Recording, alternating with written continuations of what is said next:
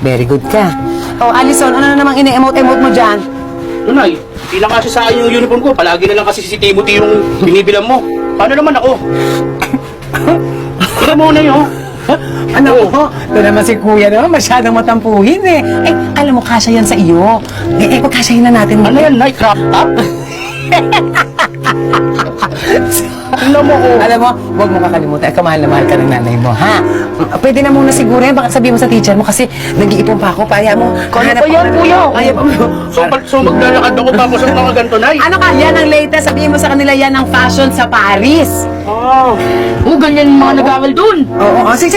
Pumasok mo kayo sa eskwela. Kasi Nay. na ba? Ayun, nakitimuti na. Ba't sa'yo? At tig-isa kayo. Oh, pasensya na. Umigay ka naman.